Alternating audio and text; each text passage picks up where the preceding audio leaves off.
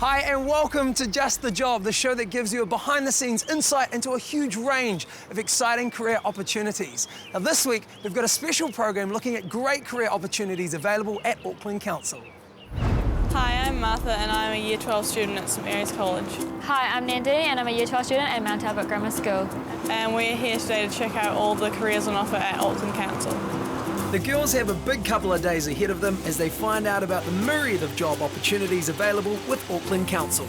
Auckland currently has a population of over 1.5 million people, and that population is steadily increasing. So, Auckland Council's role in providing quality public services to Aucklanders is crucial. Martha and Nandini begin their tour outside Auckland Council's civic building. Hey, Nandini. Hi, I'm Martha. Hi, Martha. I'm Jeff Cooper. I'm the Chief Economist here. Oh, that sounds like a cool job. In his role as Chief Economist, Jeff is at the forefront of the Council's drive to make Auckland the world's most livable city. The Council needs more top-quality employees to make this happen. Jeff and the girls head to the top of Maungawhau, Mount Eden, to get a good look at the city. This just gives you an idea of just how big Auckland is. You know, it goes right from the north up there, places like Warkworth, down to the south, places like Waiuku, Pukekohe, out to the west over here, where you get some of those beaches, Bethel's Beach, Piha, some of those really cool surf breaks over there as well. So there's a huge array of different jobs and things that people are working on to keep the city running. Okay, so now we're going to take you around and show you some of the different jobs that you can do at Auckland Council. And Nandini, you're going to go and hang out at the Mangere Library and see some of the stuff that they're doing. And Martha, I'm going to take you off and show you some of the lifeguard activities which are done in the city as well. At Mangere East Library, Nandini's going to meet youth librarian Paulo Va'a. I started as a librarian assistant. I've always had a passion for books. So I look after a lot of the stuff regarding youth, and that's programs, outreach to the youth in the schools, the local community. Hi, I'm Nandini. Hey, I'm Paulo. Welcome to the Mangere East Library. I've got a few things for you to do, so just follow me. Okay. So how long have you been a librarian for? I've been a librarian for about 3 years now. And what do you enjoy most about the job? I like dealing with a lot of the youth there. We get to do a lot of events, a lot of the programs, so I think it's making the events and programs that I like the most about working here. That's cool. Cool, so these are some recent returns that we've just had. I'm going to get you to shelve them. Now, the way that we shelve is first numerically and then alphabetically. And what makes a good librarian is someone who understands, for me, it's someone who understands people.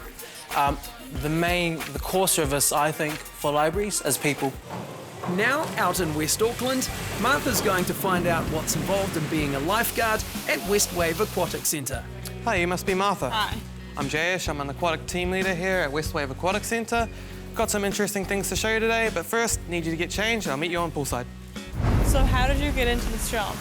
Well, I used to be a competitive swimmer since I was 5 to about 13. Oh, yeah. And now I guess I'm back in the aquatic industry after applying.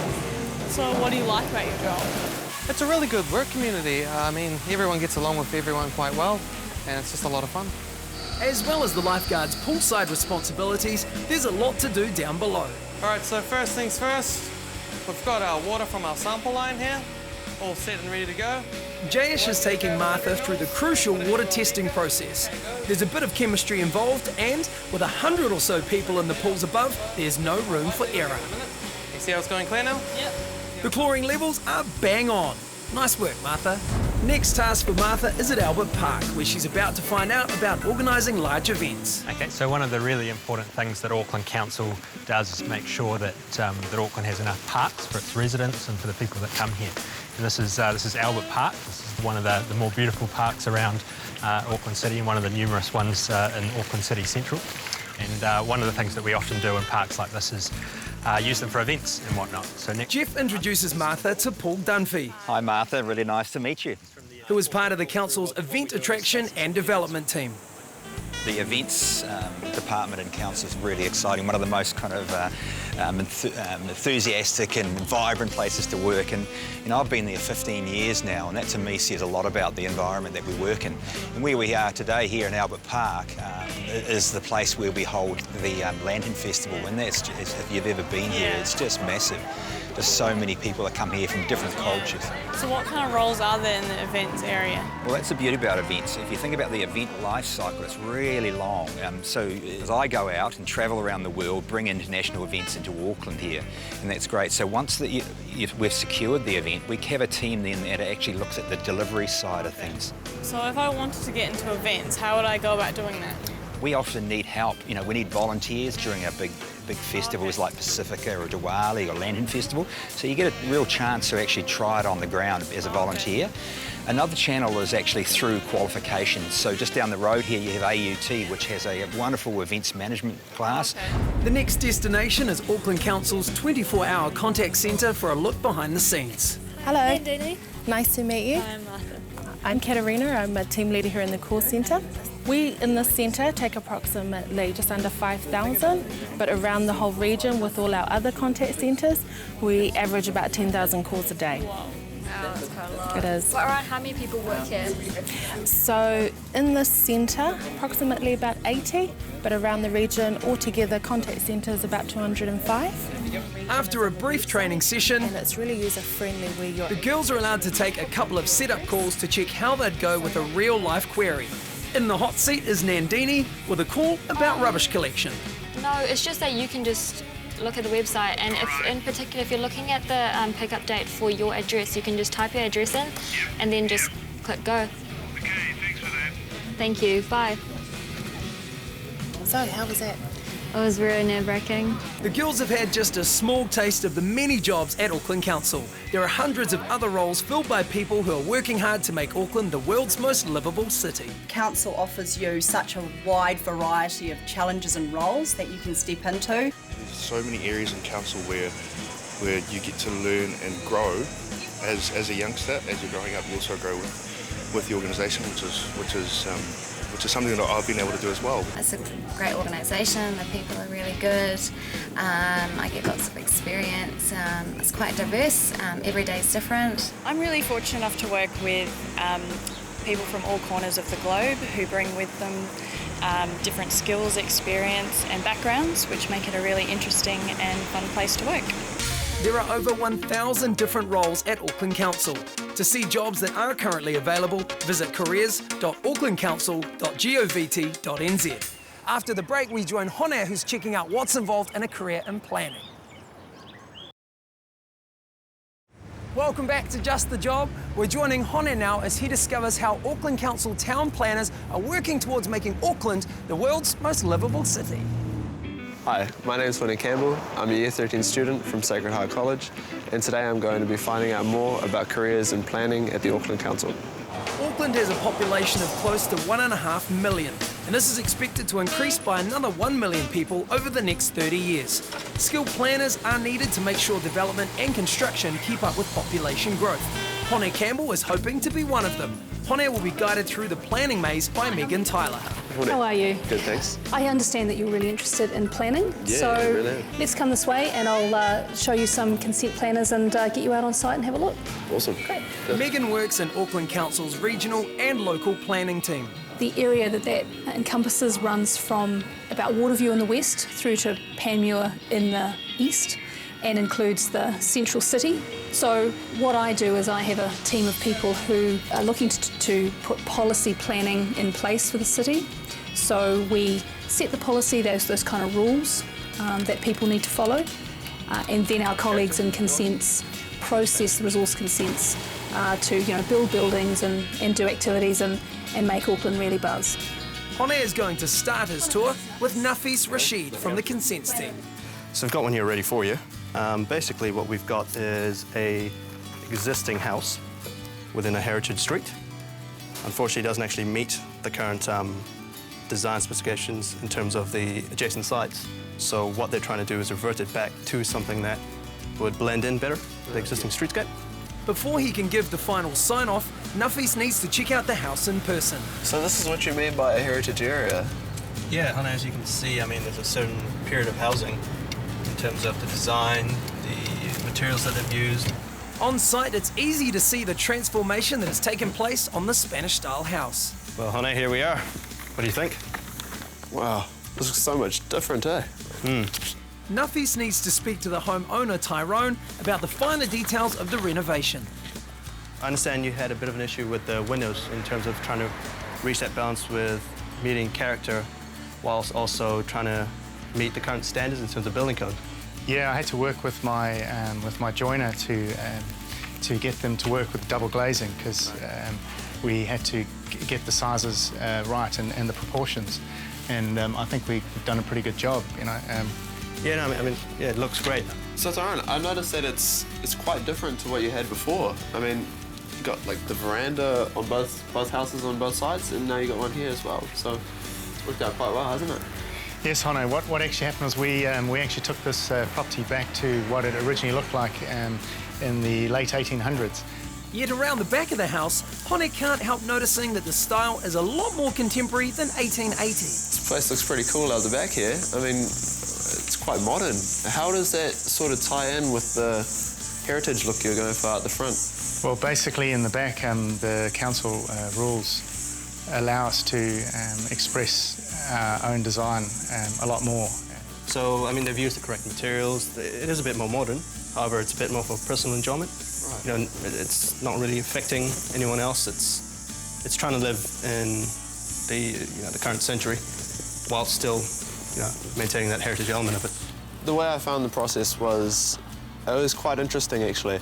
I mean, the homeowner, Tyrone, the way he made it sound was quite simple, but with Navish's insight and experience of it, it sort of gave me a really good insight as to what it's like to be a planner.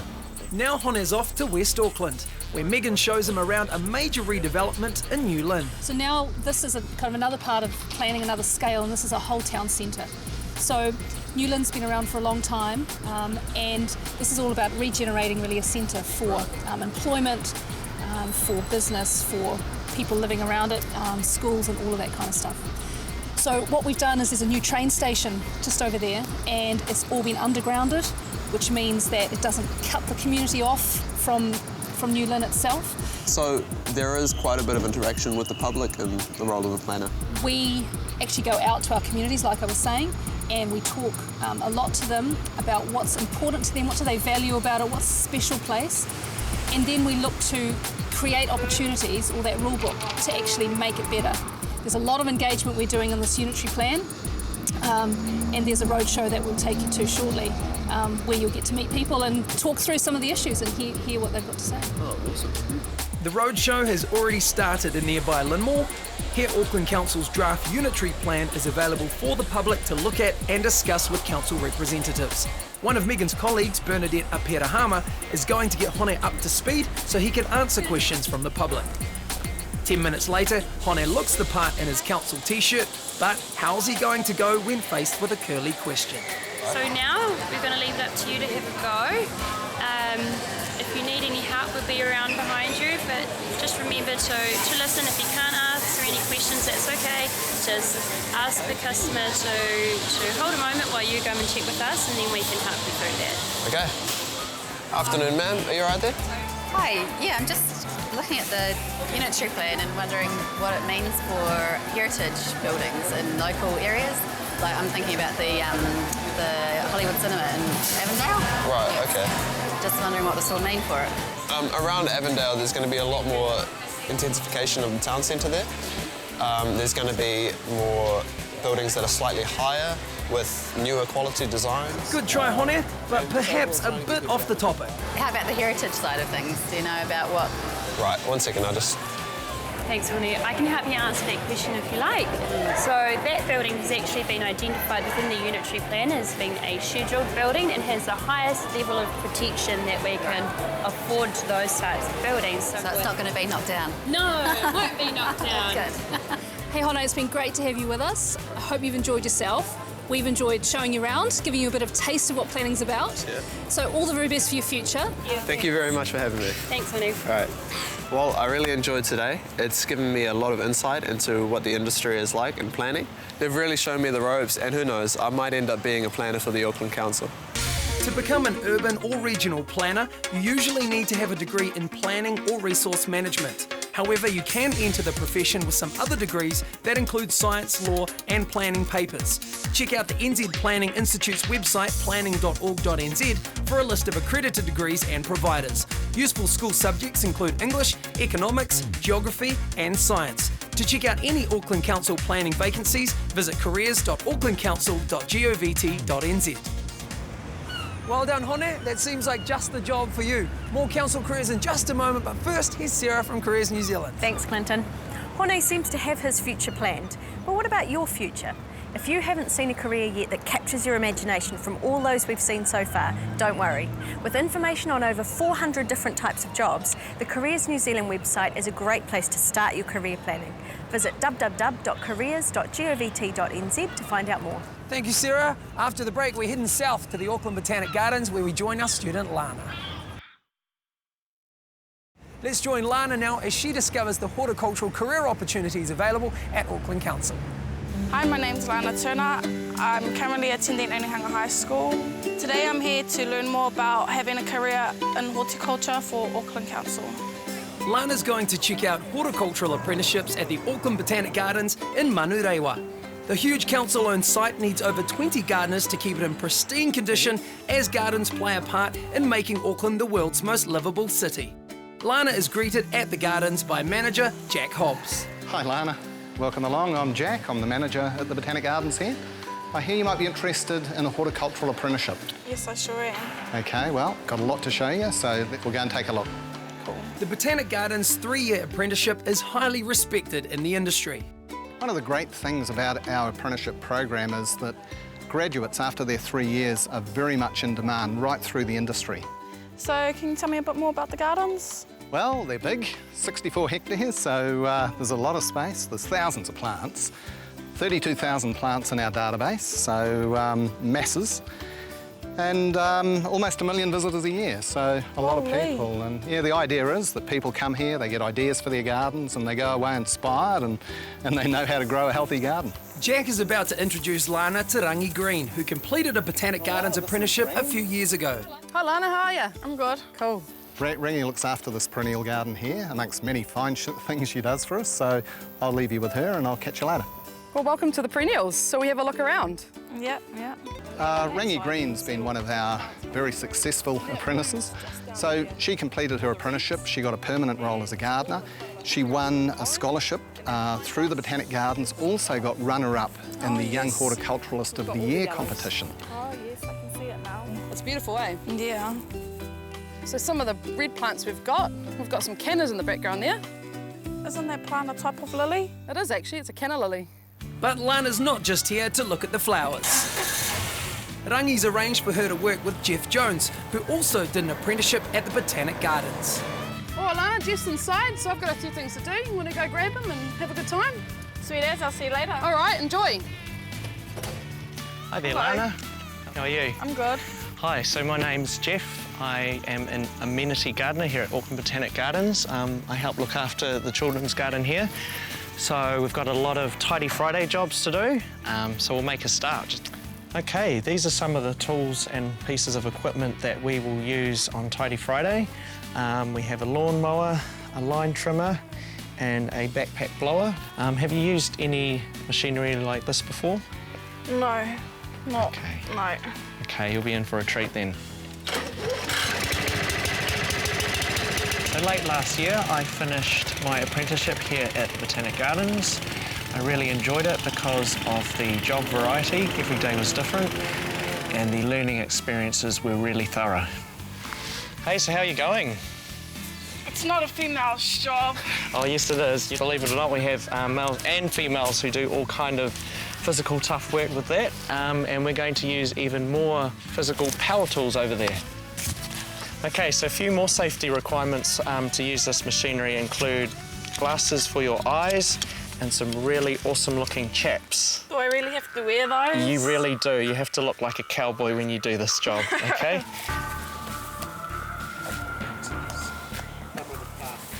I don't want to be seen on TV Yep. with this.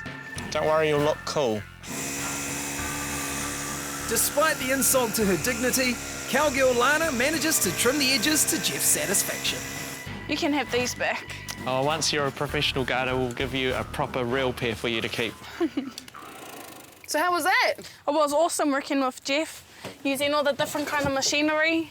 Cool. Should we go to the nursery now? Yep. Having mastered the power tools, Lana's finally going to get to work with some plants at the Botanic Garden Nursery. After a quick tour, Rangi's going to take Lana through many more of the skills she would learn during a horticultural apprenticeship. So we're going to get our hands dirty now. Yeah, we sure are. So we're going to take these purity seed and we're going to prick them out into some tube trays. For us here, the apprenticeship program does involve monthly plant identification tests. It involves block courses for soil science and understanding photosynthesis. And then the rest of it is just going through a roster system through all the gardeners and learning the skills on site. And just use your fingers and just make sure it's nice. That's it. Yep, not too hard. Want to do another one? Yeah, cool.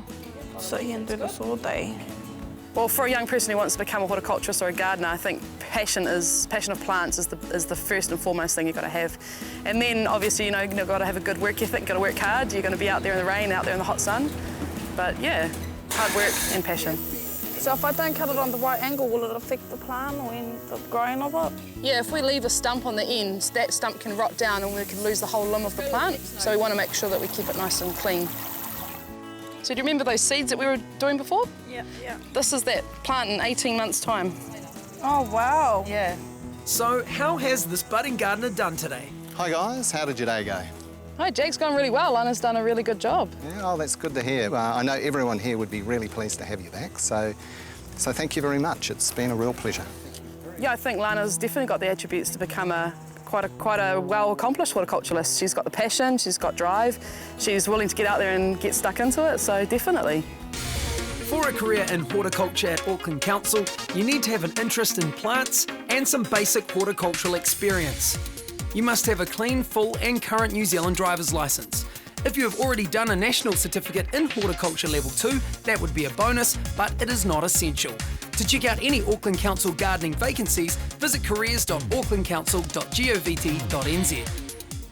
To find out more about the training opportunities and careers from this week's show, plus information about all the careers featured in this series, visit our program website tvnz.co.nz/justthejob or simply Google Just the Job. So best of luck, and I'll see you again next week.